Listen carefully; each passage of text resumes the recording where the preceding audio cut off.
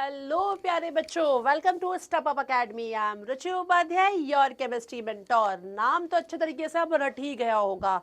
Class 9th का जो chapter चल रहा है वो क्या चल रहा है? Matter in our surrounding. और आपको पता है कि डिटेल्ड वीडियो के साथ कंटिन्यूसली मैं आपके पास आ रही हूँ लेकर। तो यहाँ पर देखिए, जो हमारा टॉपिक है वो क्या रहेगा? Characteristics of particles of matter.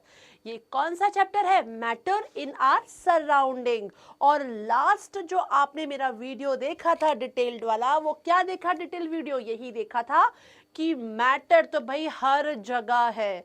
चाहे ये पेन हो, चाहे कपड़े हो, चाहे मैं खुद क्यों ना हो, मेरे स्पैक्स क्यों ना हो, पानी की बोतल क्यों ना हो, ये मोबाइल क्यों ना हो, ये white board sorry smart board क्यों ना हो, ये लाइट क्यों ना हो, एवरीवेयर इज व्हाट? मैटर। तो मैटर तो आप अच्छे तरीके से समझ चुके हैं। मैटर का आपने प्रेजेंट क्लासिफिकेशन भी देख लिया था कि फिजिकल क्लासिफिकेशन भी है और केमिकल क्लासिफिकेशन भी है। साथ साथ आपको मैंने फिजिकल नेचर भी समझाया था कि वो मैटर का फिजिकल नेचर क्या होता है। और आप अच्छे तरीके से जान चुके हैं कि भाई मैटर तो बहुत छोटा छोटा सा जो मैटर है वो बहुत ही छोटे छोटे स्मॉल पार्टिकल से बने होते हैं, मतलब बहुत ही टाइनी पार्टिकल से बने होते हैं। लेकिन ये जो मैटर के पार्टिकल्स हैं, इनके भी कुछ क्या है? कैरेक्टरिस्टिक्स है। ठीक है, इनकी भी कुछ अपनी प्रॉपर्टीज है और उस प्रॉपर्टी से हम डिफाइन कर सकते हैं कि किसी भी मैटर का पार्टिकल जो है उसमें क्या क्या प्रॉपर्टी हो सकती है। तो चलिए देखते हैं कि characteristics of particles of matter में कौन से कैरेक्टरिस्टिक्स हम पढ़ने वाले हैं। तो चलिए देखते हैं। नेक्स्ट, सबसे पहला जो हम बात करेंगे पहले तो मैं आपको बता ही देती हूँ, समझा ही देती हूँ। खिचखिच हो रहा है थोड़ा सा, खूब ठंडा पानी मैंने पी लिया है इसलिए। तो यदि हम कैरेक्टरिस्टिक्स की बात करें मैटर के पार्टिकल्स की, तो आपको 3 पॉइंट अपने दिमाग में रखने हैं।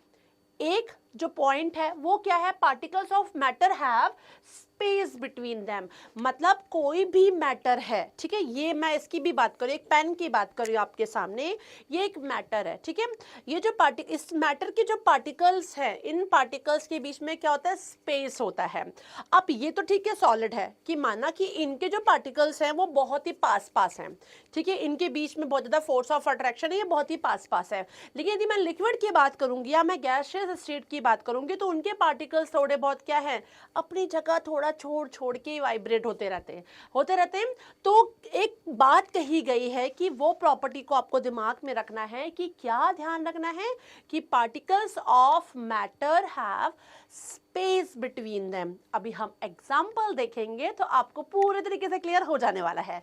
फिर दूसरा है particles of matter attract each other. भाई जो पार्टिकल्स होते हैं ना मैटर के, ये तो समझ में आ गया कि मैटर क्या है? स्मॉल पार्टिकल से बना हुआ है। मैटर क्या है? टाइनी पार्टिकल से बना हुआ है। और मैटर बहुत सारे पार्टिकल से, जैसे मैंने आपको एग्जांपल दिया था कि यदि रेन ड्रॉप की बात करूं या वाटर के ड्रॉप की बात करूं, तो एक जो ड्रॉप गिरता है वो 10 टू द पावर 21 इसमें मॉलिक्यूल होते हैं। क्या होते हैं? पार्टिकल्स होते हैं। 10 to the power 21 particles of water होते हैं। यदि मैं एक ड्रॉप की बात कर रही हूँ, तो कोई भी मैटर जो बना है वो पार्टिकल से बना है। और ये जो पार्टिकल्स होते हैं वो क्या होते हैं? बहुत सारे स्मॉल स्मॉल पार्टिकल्स होते हैं ये। और ये जो पार्टिकल्स होते हैं दे अट्रैक्ट ईच अदर। तो दूसरी प्रॉपर्टी आपको क्या ध्यान रखनी है? पहली कि particles of matter have space between them. और सेकेंड प्रॉपर्टी मैंने क्या बोला कि प्रॉपर्टी रहेगी क्या? कि particles of matter attract each other. आपस में क्या करते हैं? एक दूसरे को अट्रैक्ट करते हैं। और वो भी कैसे करते हैं समझ लेंगे। नेक्स्ट है particles of matter are continuously moving. भाई वो मूव भी कर रहे हैं। इनके जो मैटर हैं वो पार्टिकल्स जो हैं आपके मैटर के, वो कंटिन्यूसली क्या कर रहे हैं? मूव कर रहे हैं। तभी तो अगरबत्ती एक कोने में जलती है और खुशबू पूरे चारों तरफ फैल जाती है। होता है ना, मम्मी कुछ गरम गरम मस्त बना रही होती है और सीटी जैसे बजती है कुकर की, आहा पूरे कमरे में स्मेल आ जाती है। परफ्यूम छिड़का मैंने और पूरे कमरे में स्मेल चली गई। मतलब क्या हुआ कि particles of matter are continuously move कर रहे हैं। तभी तो एक जगह पे मैंने स्प्रे मारा, पूरा घर महक गया मेरा, है ना। मम्मी ने अगरबत्ती जलाई पूजा के लिए मंदिर में और पूरा घर महक गया। तो इसका मतलब है कि particles of matter continuously moving. अभी बहुत सारे एग्जांपल के साथ हम क्या करेंगे? डिस्कस करने वाले हैं। तो भाई चलिए वन वन करके एक एक उठाते हैं और सो समझते चले जाते हैं। तो पॉइंट समझ में आ गए क्या हैं? 3 पॉइंट हैं जो अपने दिमाग में रखने हैं। एक तो फिजिकल नेचर में बोल दिया, कभी कभार क्या कई बुक्स में क्या है जो मैंने फिजिकल नेचर आपको एक बताया है कि particles of matter are small in size, ठीक है ना, या टाइनी पार्टिकल्स के बने होते हैं, टाइनी। तो ये भी इन्होंने कैरेक्टरिस्टिक्स में ले रखा है। मैंने उसको फिजिकल नेचर में आपको समझा दिया कि भाई मैटर का जो पार्टिकल है उसका नेचर ही है कि स्मॉल पार्टिकल से बना होता है, स्मॉल साइज के होते हैं, ये टाइनी पार्टिकल्स होते हैं, ठीक है ना। तो ये आपको फिजिकल नेचर में मैंने समझा दिया है। तो आपको ये 3 पॉइंट कैरेक्टरिस्टिक्स में याद रखने हैं। क्या? Particles of matter have space between them, particles of matter attract each other और particles of matter continuously moving, ठीक है। अब एक एक करके हम क्या करने वाले हैं, एग्जाम्पल के साथ समझते हैं। चलिए, तो फर्स्ट हमारे सामने जो आएगा वो आएगा particles of matter have space between them। भाई ग्लास में ले लो पानी, ठीक है। अब पानी मैंने ग्लास में लिया और मैंने क्या किया, आधा ग्लास ही पानी लिया। चलो ठीक है, मैं आधा ग्लास पानी नहीं ले रही हूँ, मैंने यहाँ पे ये एक बॉटल है और इस बॉटल में इतना पानी है, मैंने ये पानी ले लिया। अब मेरा मन किया कि चलो इसमें मैं क्या करती हूँ, चीनी मिला देती हूँ। मैंने क्या किया, ये जो वाटर है बॉटल में इसको पहले मेजर कर लिया, ठीक है। मैंने देखा कि ये कितना है, माना मैंने जैसे देखा इसको तो देखा ये सिर्फ 50 ml था। सपोज करिए कि कितना है ये, 50 ml में। अब ये 50 से 100 ml में, मान ला ये 100 ml मान लिया। अब मैंने क्या किया, इसमें 2-3 चम्मच चीनी डाल दिए और डाल के जम के शेक कर लिया, मस्त शेक कर लिया। अब शेक करके जब मैंने लेवल देखा तो लेवल क्या देखा कि यदि मैंने 50 ml पानी लिया था 50 ml तो भी कोई चेंजेस नहीं आया। माना कि 100 ml वाटर लिया था और 2 से 3 चम्मच चीनी मिलाया तब भी कोई चेंज नहीं आया, मतलब कि उसका जो वॉल्यूम था वो सेम था। 50 ml मतलब 50 ml, ठीक है ना, या 100 ml मतलब 100 ml। चीनी फिर गई कहाँ, चीनी फिर गई कहाँ, मैंने तो इसमें चीनी भी मिलाया था और यदि मैंने इसमें चीनी मिलाया तो वो चीनी कहाँ चली गई। इसका मतलब है कि जो वाटर के पार्टिकल्स थे they have space between them, और उस स्पेस को ऑक्यूपाई किसने किया, चीनी के पार्टिकल्स ने ऑक्यूपाई कर लिया, जिस कारण से उनका लेवल नहीं बढ़ा, वो वैसे ही वैसे वॉल्यूम में रहे। समझ में आया कि मैंने आपको क्या समझाया? आपको ये अच्छे तरीके से समझ में आ गया होगा कि मैंने क्या बोला कि जो पार्टिकल्स हैं they have space between them। अब यहाँ पानी का भी पार्टिकल है और चीनी के भी पार्टिकल्स हैं, काम दोनों ही करेंगे, ठीक है ना। अब जो वाटर का पार्टिकल्स है, आपको अच्छे तरीके से पता है कि जो वाटर के पार्टिकल्स हैं कंपेयर टू सॉलिड पार्टिकल्स क्या होते हैं, थोड़े से दूर दूर होते हैं। क्या होता है, इनके बीच में जो फोर्स ऑफ अट्रैक्शन होता है कंपेयर टू सॉलिड कम होता है। तो ये थोड़े से इनमें क्या होता है, ये मूव करते हैं, इतना इनके पास जगह होती है कि दे कैन ईजिली मूव।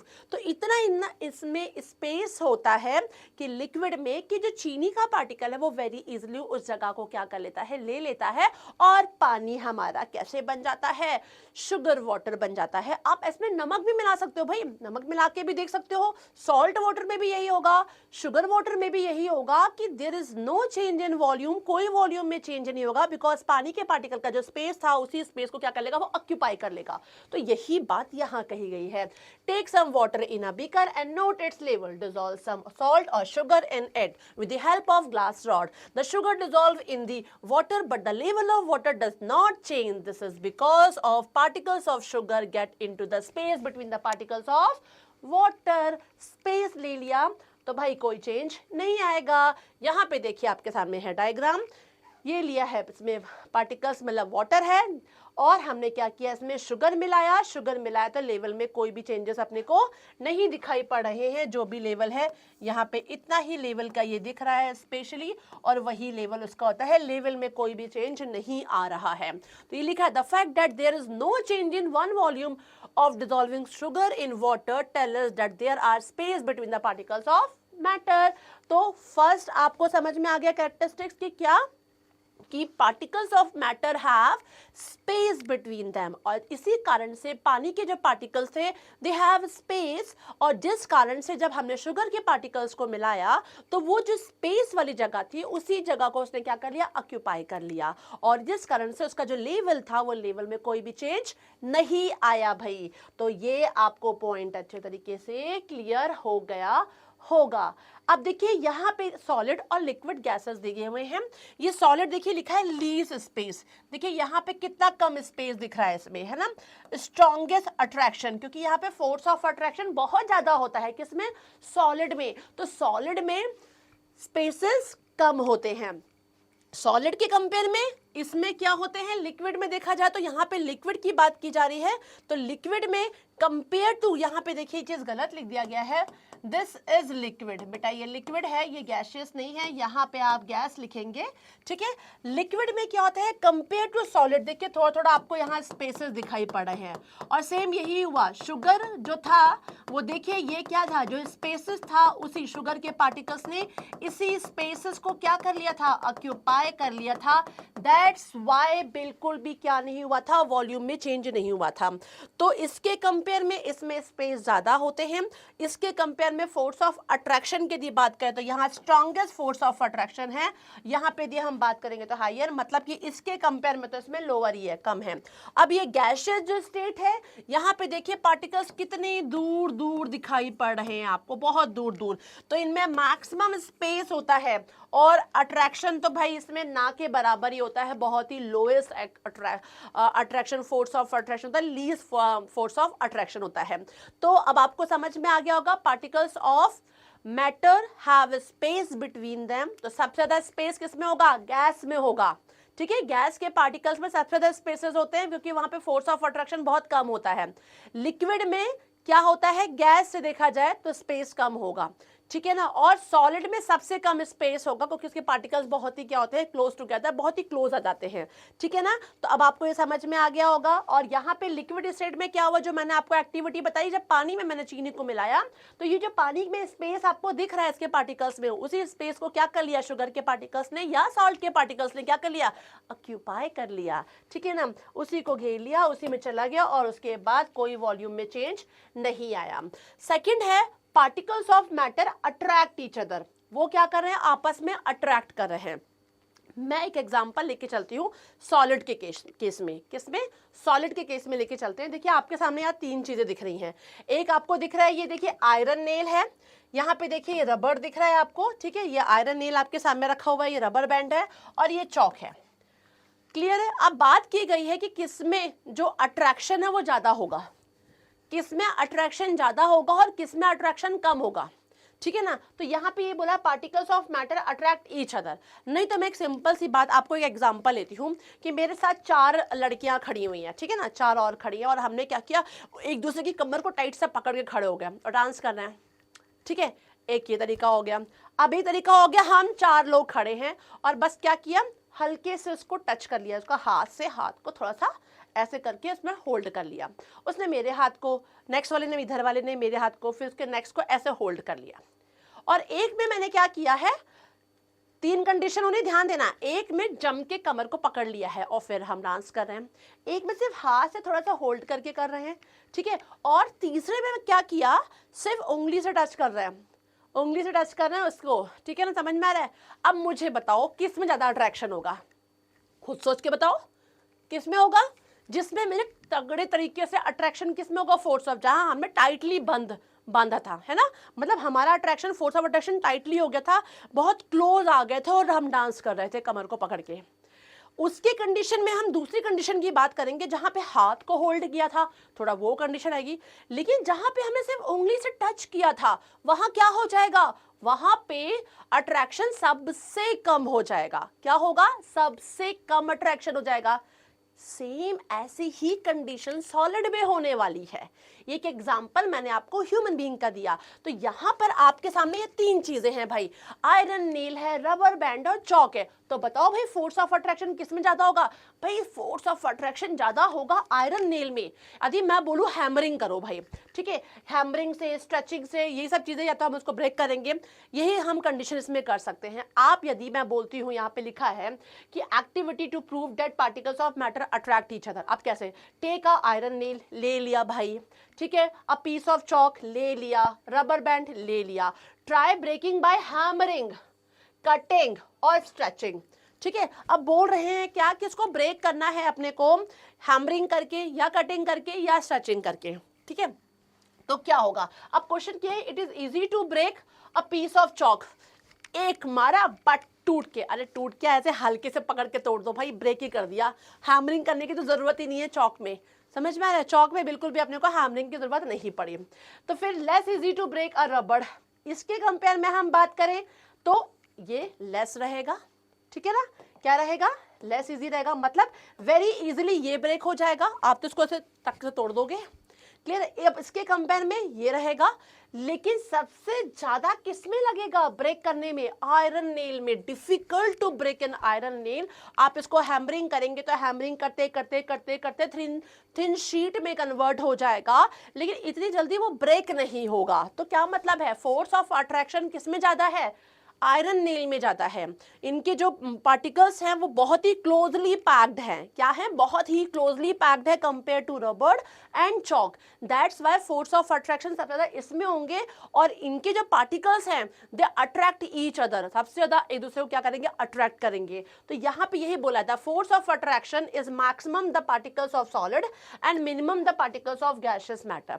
अब कंपेयर करोगे सॉलिड, लिक्विड एंड गैस में, तो सबसे ज्यादा सॉलिड में फोर्स ऑफ अट्रैक्शन होगा, सॉलिड में भी वरीज करते हैं अकॉर्डिंग टू सॉलिड की कौन सा सॉलिड कैसा है, जैसे चौक देखा आपने वो भी सॉलिड है, आपने यहाँ पे आयरन नेल देखा वो भी सॉलिड है, लेकिन देखा जाए तो दोनों में कितनी विभिन्नताएं दिख रही, कितने डिफरेंसेस दिख रहे हैं, कि चौक को तो आपने इजीली ब्रेक कर दिया, लेकिन वहीं आप आयरन नेल पे हैमरिंग किए जा रहे हो, वो थिन शीट में कन्वर्ट हो गया, बहुत जल्दी ब्रेक नहीं हुआ, समझ में आ रहा है। तो ये चीज होगी, तो फोर्स ऑफ अट्रैक्शन सबसे ज्यादा सॉलिड में होता है, उसके कंपेयर में लिक्विड मोड में, और सबसे कम किस में होता है, गैसियस स्टेट में होता है। तो यहाँ पे भी हमने दूसरा पॉइंट क्या जाना, पहला जाना कि particles of matter have space between them, और वो चीनी पानी नमक पानी का आपने देख लिया। दूसरा क्या देखा, particles of matter attract each other, वो आपस में एक दूसरे को क्या करते हैं, अट्रैक्ट करते हैं। सबसे ज्यादा जिसमें जितना स्ट्रॉन्ग फोर्स ऑफ अट्रैक्शन होगा वो उतना ज्यादा क्या करेंगे, दूसरे को अट्रैक्ट करेंगे। तो ये हो गया पॉइंट। अब हम देखते हैं इसमें नेक्स्ट, यदि हम बात करते हैं तो नेक्स्ट हमारा आता है particles of matter are continuously moving. Continuously moving जो है कि पार्टिकल्स के जो मैटर के जो पार्टिकल्स है वो मूव कर रहे हैं, भाई वो एक जगह खड़े नहीं हैं, सॉलिड के बहुत करीब है पार्टिकल्स, तब भी थोड़ा बहुत क्या है, हल्का फुल्का हिल लेते हैं, लेकिन लिक्विड के पार्टिकल में इतना स्पेस है कि दे आर वाइब्रेट हो रहे हैं, थोड़ा सा मूव करो, और गैसियस पार्टिकल तो वेरी इजीली, क्योंकि फोर्स ऑफ अट्रैक्शन कम है और फोर्स ऑफ अट्रैक्शन गैसेस में कम है, तो वहां बड़े आराम से लहरा रहे हैं वो, ठीक है, दूर दूर पार्टिकल्स है उनके। लिक्विड के भी ऐसे ही है, कंपेयर टू यदि गैस करें तो फोर्स ऑफ अट्रैक्शन थोड़ा सा उनका क्या है, ज़्यादा रहेगा, लेकिन वो भी आराम से थोड़ा सा आराम फरमा रहे हैं, बड़े आराम से चल रहे हैं। लेकिन सॉलिड बहुत तगड़े हैं मस्त तरीके से, तो फोर्स ऑफ अट्रैक्शन क्या है, सबसे ज्यादा सॉलिड का होता है। तो यहाँ पे भी मूविंग की जो कैपेसिटी है वो भी हम एक तरीके से देखेंगे, तो गैसियस में जो मूविंग की कैपेसिटी है वो सबसे ज्यादा है, ठीक है, क्योंकि force of attraction very less है, पार्टिकल्स वेरी इजीली मूव करते हैं। तभी तो अगरबत्ती एक कोने जल रही होती है और पूरे कमरे में खुशबू आ जाती है, हमने परफ्यूम छिड़का और पूरे घर में खुशबू आ गई, ठीक है ना। यदि मम्मी कुछ खाना बना रही है, अच्छा अच्छा बहुत टेस्टी सा, और सीटी बची, वाओ क्या स्मेल आ रही है, यही बोलते हैं ना, मम्मा क्या बना रहे हो यार, बहुत अच्छी खुशबू है, स्मेल भी नहीं बोलेंगे, बहुत अच्छी खुशबू है, बहुत अच्छी फ्रेग्रेंस है, ऐसा बोलते हैं ना, क्या तो कुछ मस्त बनने वाला है। तो यहाँ पे कैसे समझ में आ रहा है, क्योंकि गैसेस के पार्टिकल वेरी इजीली मूव करते हैं, लिक्विड के उसके कंपेयर में कम है, लेकिन सॉलिड भी देखा जाए नेग्लिजिबल है, ठीक है। वो यदि हम बात करते हैं यहाँ पे मूविंग की, तो दैट इज नेग्लिजिबल। कई जगहों पे उसको बोला है लीस्ट, ठीक है, लीस्ट बोल सकते हो, बट मैं तो कहती हूँ भाई नेग्लिजिबल। अब ये जो मूविंग वाली बात है इसको हम डिफाइन कर सकते हैं दो तरीके से, एक डिफ्यूजन और दूसरा Brownian motion. Diffusion intermixing of a particle, ठीक है ना, और वो आपस में पार्टिकल मिक्स होते हैं, और सेम ब्राउनियन मोशन। ये दो ऐसे फिनोमिना थे जो बहुत इंपॉर्टेंट है बच्चों, इनके ऊपर मैं अलग से भी वीडियो बनाऊंगी इस पर्टिकुलर टॉपिक पे कि आपको बहुत अच्छे तरीके से वो क्लियर हो, because diffusion and Brownian motion पे भी क्वेश्चन आते हैं। अब डिफ्यूजन क्या होता है, intermixing of particles of matter. अब क्या है, जैसे कि मैंने बोला कि गैसियस में, गैस स्टेट में सबसे ज्यादा डिफ्यूजन होता है, ठीक है, और diffusion is directly proportional to temperature. किसके होते हैं, डायरेक्टली प्रोपोर्शनल टू टेम्परेचर, मतलब जितना टेम्परेचर बढ़ता जाएगा डिफ्यूजन भी उतनी तेजी से होगा, ध्यान रखिएगा। जितना टेम्परेचर डाउन होगा डिफ्यूजन थोड़ा सा लो होगा, लेकिन जितना टेम्परेचर तेज होगा, ज्यादा होगा, वो डिफ्यूजन बहुत तेजी से होगा। अब डिफ्यूजन में क्या होता है कि देखिए, एटमॉस्फेयर में है एयर, एयर में भी क्या है पार्टिकल्स। अब मैंने ये एग्जांपल लिया इंसेंस स्टिक का, अगरबत्ती का। अगरबत्ती जब जलाई तो जब उसमें से धुआं निकला उस धुएं में पार्टिकल्स थे, और एटमॉस्फेयर में एयर है, एयर में पार्टिकल्स है। अब ये जो पार्टिकल्स है इनके बीच में क्या होगी, इंटरमिक्सिंग होगी, ठीक है ना, कि अगरबत्ती का जो पार्टिकल्स है वो आपके एयर के पार्टिकल्स के साथ मिक्स हो जाएगा और उस तरीके से पूरी जगह पर हवा जो एयर है, जो गैस है, वो चारों तरफ फैल जाएगी और उसके फैलने से क्या होगा, वो सुगंध चारों तरफ अपने को अच्छी अच्छी लगने लगेगी। तो यही बात बोली गई है, the best evidence that particles of matter are continuously moving comes from the study of diffusion and Brownian motion. आप इन्हीं दो तरीका जो है इनसे आप समझा सकते हो। The spreading out and mixing of substance with another substance due to the motion of its particle is called diffusion, या intermixing of a particles is of a matter is called a diffusion. Diffusion is a property of matter which is based on the motion, movement पर depend करता है of its particle. अब gaseous में सबसे ज्यादा होता है, डिफ्यूजन लिक्विड में कम होता है, और हम सॉलिड में बात करें तो एक तरीके से ये नेग्लिजिबल होता है, कुछ जगहों पे बोला गया है कि लेस होता है, कम होता है, ठीक है। The rate of diffusion increases and increase the temperature. जैसे जैसे टेम्परेचर बढ़ेगा डिफ्यूजन भी क्या होगा, बढ़ता जाएगा। तभी आपने देखा होगा कोई चीज गर्म हो रही है, यदि एक खाना ठंडा पड़ा हुआ है फ्रिज का ठंडा खाना और घर में बनाया हुआ कुकर में खाना, तो फ्रिज का ठंडा खाना आपके पूरे घर में वो वैसी आपको सुगंध नहीं पूरे घर में फैलने वाली है, क्योंकि वो ठंडा खाना पड़ा हुआ है। लेकिन यदि एक बना बनाया गरम गरम खाना है, उसकी सुगंध पूरे घर में फैल जाती है, दाल बन रही है, सब्जी बन रही है, कुछ भी टेस्टी चीज बन रही है घर में, तो वो पूरी सुगंध चारों तरफ अपने को आने लगती है, बट ठंडा खाने में सुगंध नहीं आती है। उसका रीजन यही है कि जो रेट ऑफ डिफ्यूजन है that will increase with temperature. जितना हाई टेम्परेचर होगा डिफ्यूजन भी क्या होगा, उतना ही हाई होगा, उतनी तेजी से वो क्या होगा, इंटरमिक्स होगा एयर में।